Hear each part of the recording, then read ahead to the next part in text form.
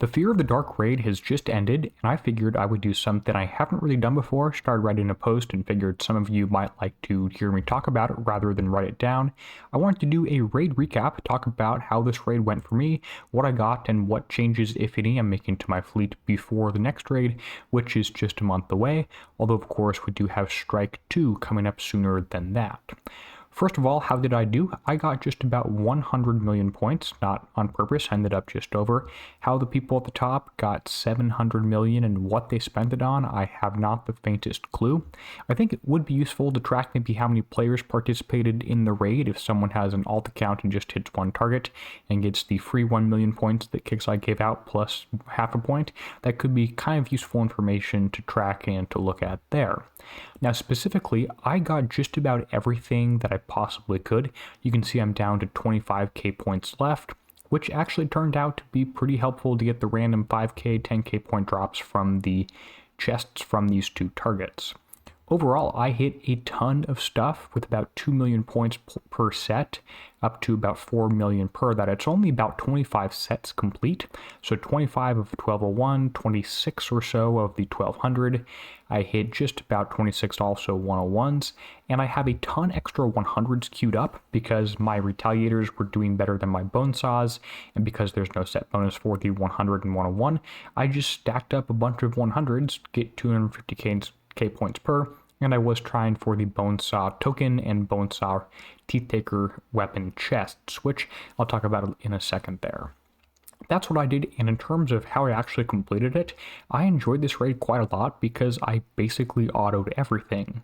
The 100 and 101 were pretty brutal, especially at the start, but once I got the flagship built, and again more on that in a second, I did actually find that I was able to do these two targets completely fine. I didn't even enter into the 100 in any specific orientation, be that 12 o'clock, 6 o'clock, 3 o'clock, etc., because my ships were able to complete it fine, and if the one mortar ship that's high evade ended up shooting at mountains or shooting over mountains and going off separately, I didn't really notice that too much in the damage figures. In the 100, they was able to stick pretty close but not on top of the fleet, which honestly made it even better. So overall, no changes to my retaliator build, and I'm hoping that I can auto the targets in the next raid as well with the current setup that I've got. In terms of the bonesaw, I put out the 1201 video with the subtitle, Should You Auto or Drive? And I came to the conclusion that unless you have a ton of time and are allergic to damage, you should probably be autoing both of those targets. That being said, I did hear a few reports of people who could not auto the auto target 1200. Kixeye did look into that and made a few changes very last minute to this one, which is kind of disappointing they didn't catch it initially. I think it was likely something due to the alliance bonuses, which if you didn't have it could reduce your turn speed and stuff like that, which meant that depending on your very specific build, you weren't able to auto this one, which definitely sucks. Overall, pretty enjoyable raid, like I said, because I like to play where I figure out the targets, I hit things early on and get things figured out, get a video posted in the first day or two. Sometimes I do a second round in the 2 days in, once I get the damage down even lower. I didn't do that this time because I thought my first ones held up pretty fine. But I like to figure it out once and then auto everything. I don't like to do the same thing 25 times. I'll do it 5-10 times to get the target down, and then I'll just, once I've got it for instant repair, I'll just auto everything else out. Overall, pretty happy with that. The other thing I want to talk about is these chests, because in the first raid series, and by the way, if you hit the lower targets, the 10X, those give prize drops for the bonesaw, and if you hit the 1200, you get prize drops for the retaliator, so it's kind of vice versa. In the previous raid cycle, we were able to actually get enough repair tokens to keep you going basically non-stop. You could just have one fleet, maybe you're driving the dreadnought target and autoing the basic one. You could keep going indefinitely. I think Kixeye saw that and didn't really like that, and therefore they dropped out the token chance drop rates. I think they dropped them a lot, and I got more like 5k event points and almost nothing else out of just hitting these guys. I found it pretty disappointing that I could not get a Teeth Taker token chest or anything like that, Teeth Taker enhancement chest, because I was short one weapon on my bonesaw the entire raid, and actually finally got it after I had already refitted every weapon except one on anyway. So overall, I think the chests are okay. I don't mind these weapon chests; they seem to work out. And in fact, if you haven't noticed for the weapon chest specifically, and the token chests or whatever, I mean, it's a small bonus, I'll take it. It was pretty annoying that the repair token bug, where you had a retaliator repair token in your inventory, you couldn't search and had double letters going in tokens. That was kind of crazy. But in terms of the weapon chests, I don't mind those, because once you basically get a full set that goes on the first ship or the first few ships, the drop rate increases as you keep redeeming those. That's true for weapons and armors. What I do have a problem with is these bonesaw crew chests, because the last like 5 I've redeemed just gave me common crews and copies of common crews I already had, which is pretty annoying there. There's no guaranteed way to get the gold captain. There's no guaranteed way to get whatever other gold crew you're looking for. And I really haven't even seen anything to say that there is a max number of officers that you can have.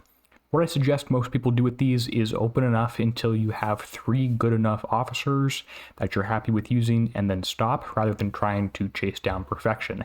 I had a 2-star captain on the Dreadnought from last cycle, and I happened to get the 3-star gold one this time. We'll look at builds in a second, but I do find this pretty annoying there.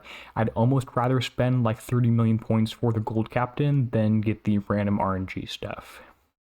Now, I did get the flagship early on and did build that, and that helped tremendously in the 100 and 10X or 101, to the point where it makes me believe that these targets are tuned intentionally for the flagship, which is extremely frustrating because I have to spend 6 million points on a flagship, 4.5 million points on the VXP tokens, although I guess it could have only got 2 and been at 72% turn speed, reload, etc.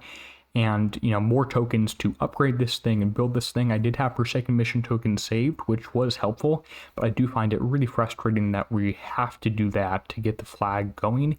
You shouldn't be expected to use it in the first raid that you get it in. That doesn't make sense to me. Furthermore, a lot of people in Strike 1 were not able to complete it very effectively because they didn't have the flagship, and they were waiting to build the flagship as an evade flagship. We'll jump to builds in a second. I guess I just wanted to say the other raid prize I could have gotten that I didn't was 4 of these enhancement chests for the Retaliator gun, and then I actually could have gotten some defender tokens, although I'm at capacity.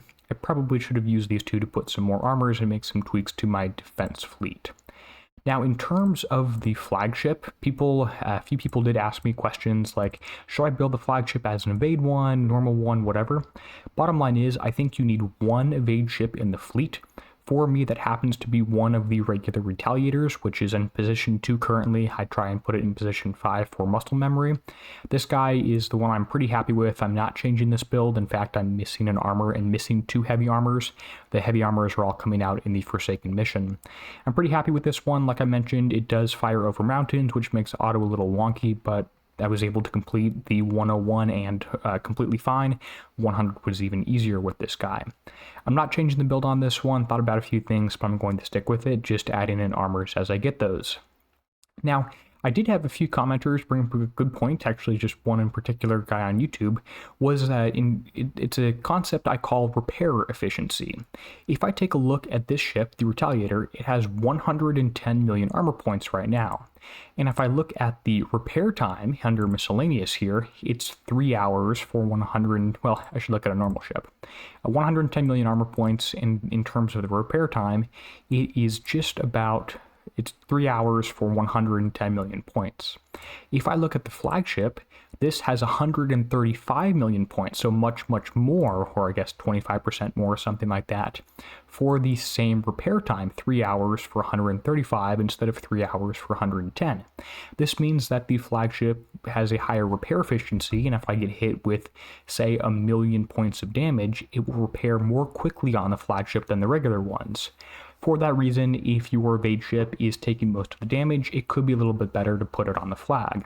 I obviously didn't do that, primarily because we're not going to have the flag in Strike 1, which already happened, and if you're upgrading this to Cap 1, which comes out, if it comes out in the 3rd raid, which they might actually change things, and we've even, unfortunately, seen some, I'm going to call it leaks, of a capital upgrade for the regular ships, which is basically just X2 for the regular ones, which sucks, and I wish that they would not do that, but we already have X1 after the first raid. We're likely going to get capped pretty soon anyway. I don't think then Kixeye hasn't answered, despite me asking a few times there. Maybe the new CM will be a little nicer if we are going to be able to use based on the release timing, use the flag in Strike 3. If it sticks as is, as last cycle was, which probably won't happen at this point, you would not be able to use you'd have to be upgrading the flagship during Strike 3. So that's the thoughts on the build.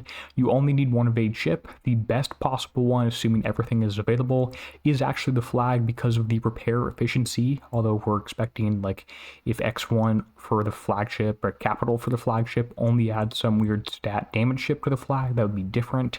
I hope that they would not do that. In any case, it's probably slightly better to have this evade and everything else normal, but you only need one ship, and I already have an evade regular ship, so I'm sticking with that there. Not changing my build, it worked out totally fine.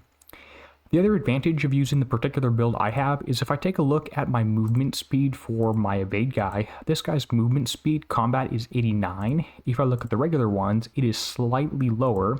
It is a movement speed of 87, which means I can drive one-handed, just stop and shoot and auto and stuff at whatever, and have the evade ship be slightly further ahead automatically every single time. That's a lot easier than trying to drive with macros or trying to use shift key in 1 through 4 to try and, or number 5, to try and move one particular ship independently from everything else. I can just stack up and restack up every so often, and that works out really well. I did that in the 101 video. I didn't do that in the 100 video because I actually hadn't figured that out yet, even though that's how I built my ships. So there's my thoughts on terms of the build for those ships. I do want to mention that I'm going to continue to upgrade them because I have ships at U1 with some regular weapons. I do have 1 or 2 more epics and rares that I can throw on in terms of the weapons here.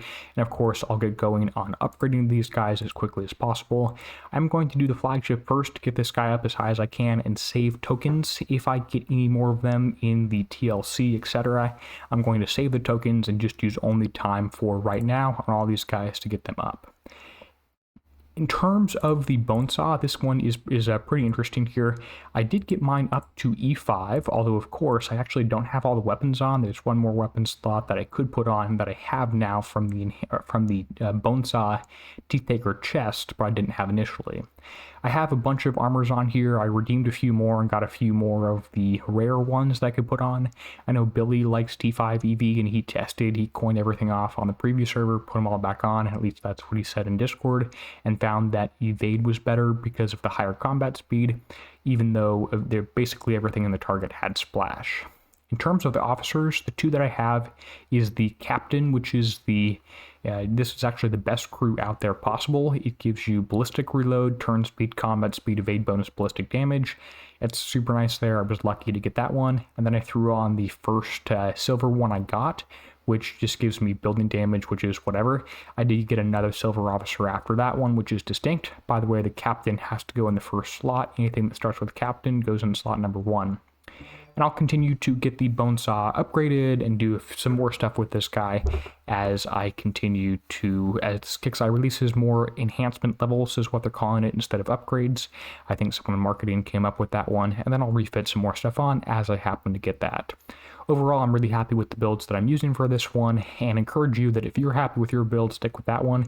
You don't have to change to somebody else's just because it happens to work better for them. I hope you did enjoy this video and got something out of it. I was originally writing this as a post on YouTube, but I figured some folks, like I said, might want to hear it. With that said, and until next time, this is Derpy, signing out, helping you be a better pirate.